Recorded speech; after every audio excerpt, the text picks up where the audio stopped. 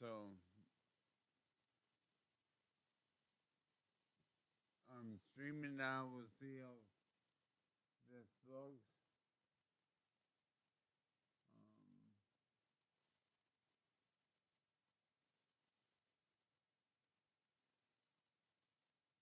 I don't know. I like this. I think this is my. I want to see how this looks. Feel like I got somewhere.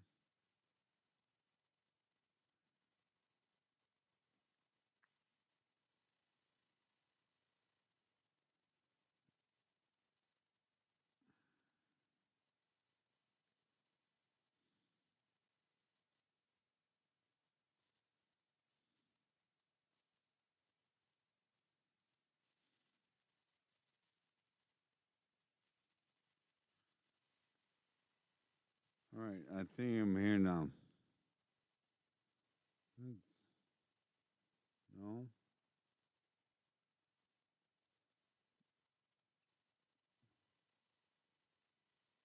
That's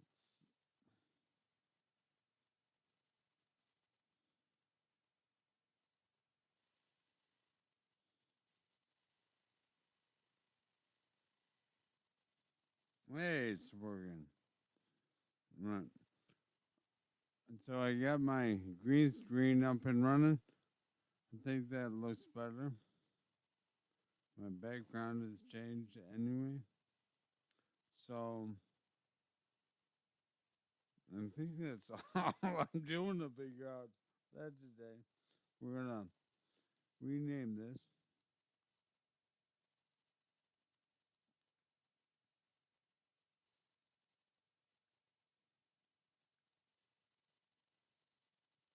So if I come here, name it got my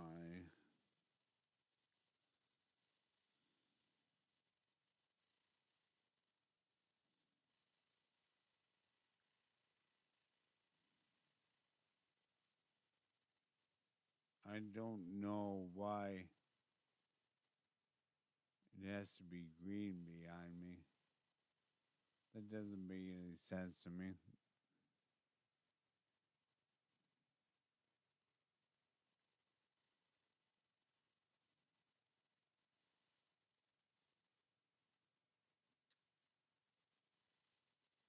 So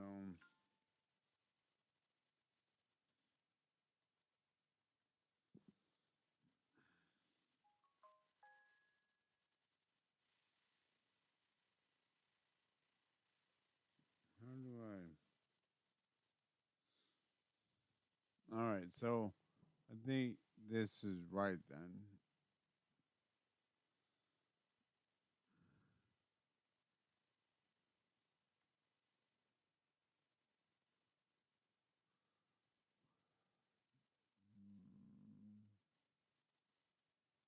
See, it's right there. Select OK. Now you want to make sure that in the list of sources, your image is all the way at the bottom below your webcam. And then we need to right click our webcam, go to Filters. Under Effect Filters, select the plus button, and then go to Chroma Key. Select OK. Once you add it, it should start working instantly, so select Close. And then as you can see, I now have my background removed, and I'm sitting in an office. To add a video background, you would go through the same steps with your webcam of adding the Chroma Key filter, but rather than adding the image source, you would simply go to the plus symbol, and you would go up to add a media source. So I can. From here, you just browse on your computer, and you want to find the video that you want as your background, open it up. Once you add the video, go down and select Loop here to ensure that the video continuously plays, and then go to OK. Now we have the video added to OBS. We just need to change the order of it down in the sources to be just below the webcam. And then there you go. Our background is now the video. All right, so that's how you remove the background from your webcam without a green screen in OBS. If you have any questions about this, leave a comment below. I'll get back to you as soon as I can. If you'd like to see more OBS Studio tips and tutorials, check the links in the description. If this video helped you, give it a thumbs up, and please consider subscribing to my channel, Gauging Gadgets, for more gadget reviews and tech tutorials. Thank you so much for watching. I gotta post something, Rocco.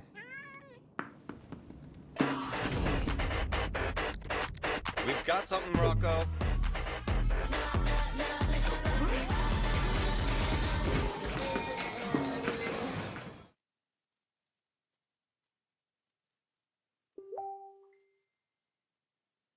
And we're it's fine.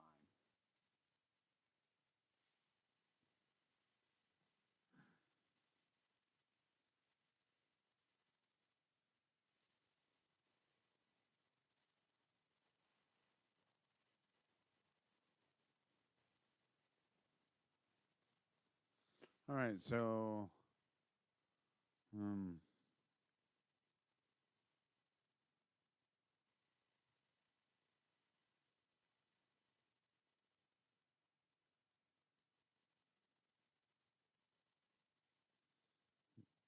who's this?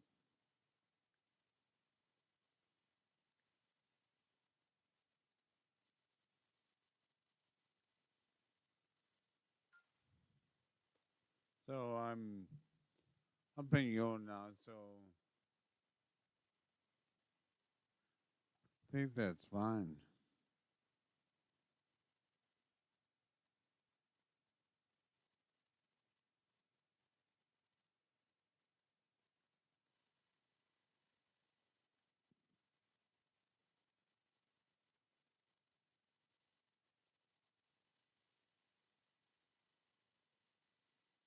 Why is that not working now?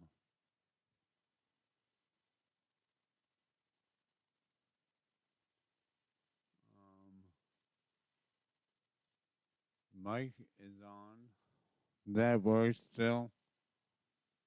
Wait a minute.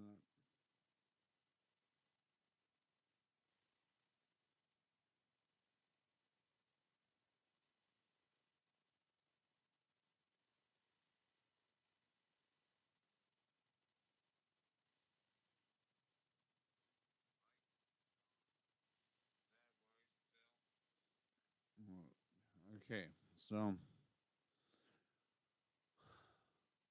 it's also frustrating to me because I don't know how to do any of this. No, I got let's see what this looks like if we go to here and here.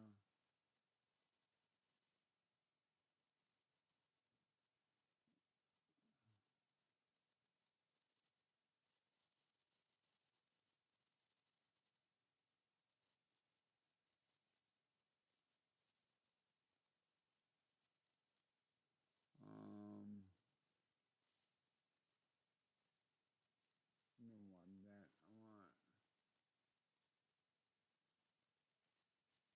all. And then um,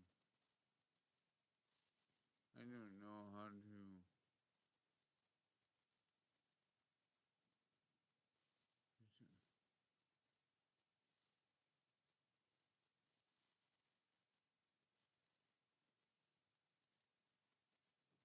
If I go to dashboard, maybe. Um,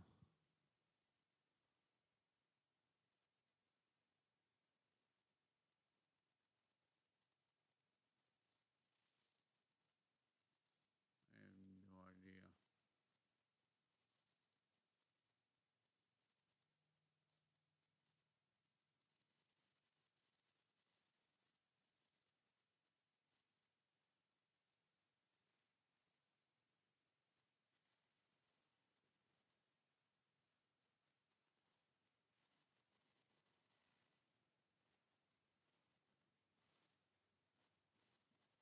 I don't know why.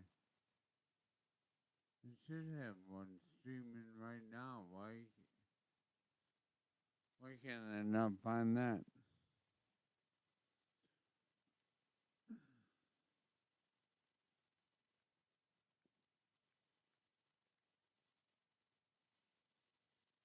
Alright.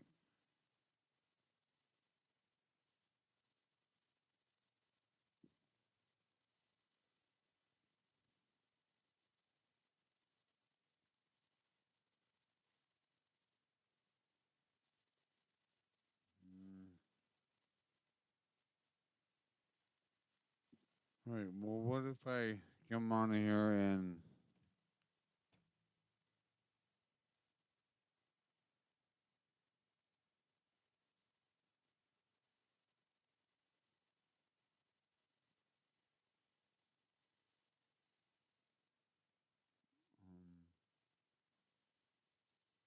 I have no idea.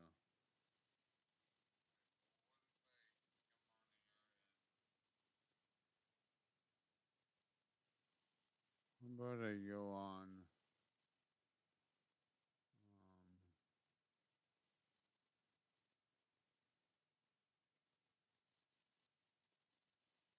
Might as well listen to this, I guess.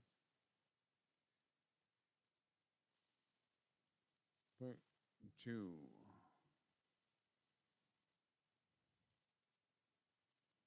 Yeah.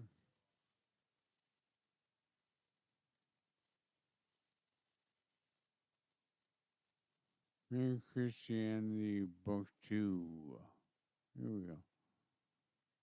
While it forms Hello. Do you want to play with me? Sure. You want me to help you with your groceries? This journey with childhood cancer comes at you in waves. Every day we wake up knowing that our 2-year-old has cancer. the letters. That is, it forms the letters.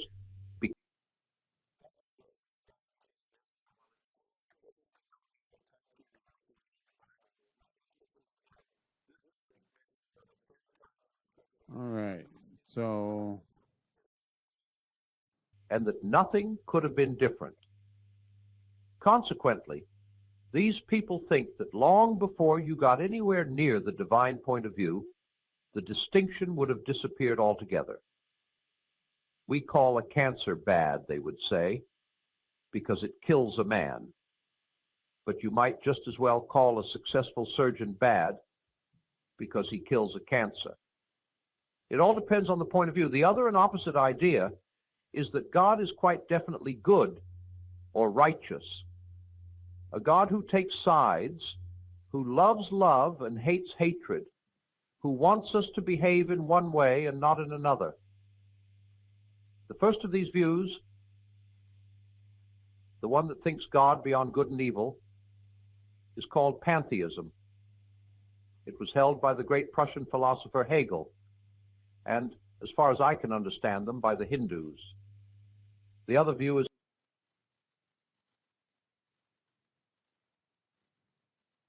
held by Jews, Mohammedans, and Christians.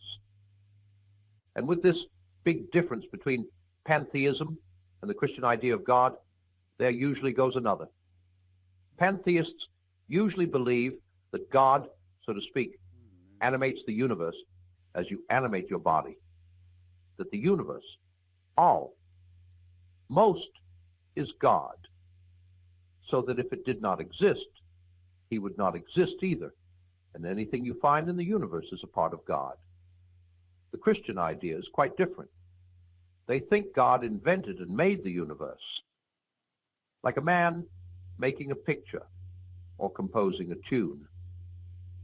A painter is not a picture, and he does not die if his picture is destroyed. You may say, he's put a lot of himself into it, but you only mean that all its beauty and interest has come out of his head.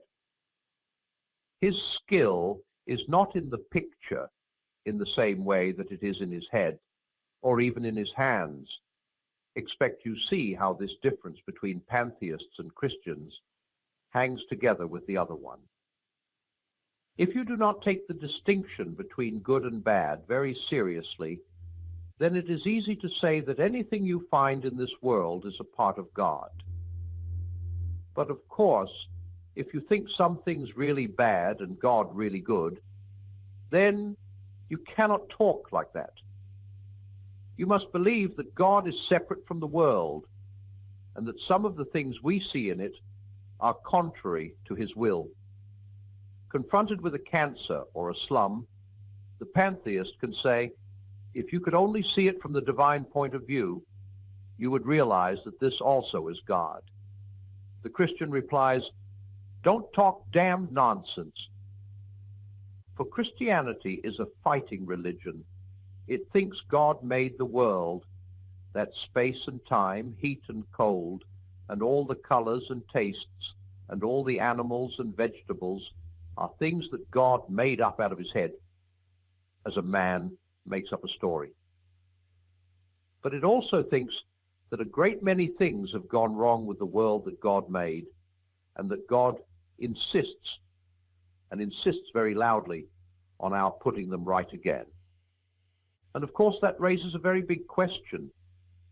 If a good God made the world, why has it gone wrong? And for many years, I simply refused to listen to the Christian answers to this question, because I kept on feeling, whatever you say, and however clever your arguments are, isn't it much simpler and easier to say that the world was not made by any intelligent power?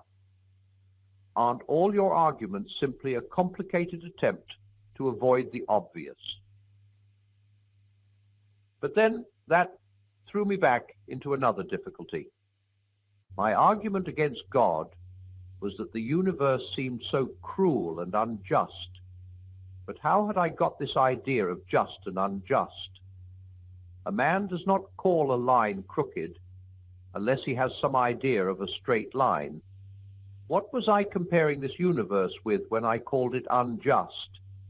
If the whole show was bad and senseless from A to Z, so to speak, why did I, who was supposed to be part of the show, find myself in such violent reaction against it? A man feels wet when he fallies into water because man is not a water animal. A fish would not feel wet. Of course, I could have given up my idea of justice by saying it was nothing but a private idea of my own. But if I did that, then my argument against God collapsed too, for the argument depended on saying that the world was really unjust, not simply that it did not happen to please my private fancies. Thus, in the very act of trying to prove that God did not exist, in other. One listener complained of the word damned as frivolous swearing, but I mean exactly what I say. Nonsense that is damned is under God's curse, and will, apart from God's grace, lead those who believe it to eternal death. Words that the whole of reality was senseless. I found I was forced to assume that one part of reality, namely my idea of justice, was full of sense. Consequently, atheism turns out to be too simple. If the whole universe has no meaning, we should never have found out that it has no meaning. Just as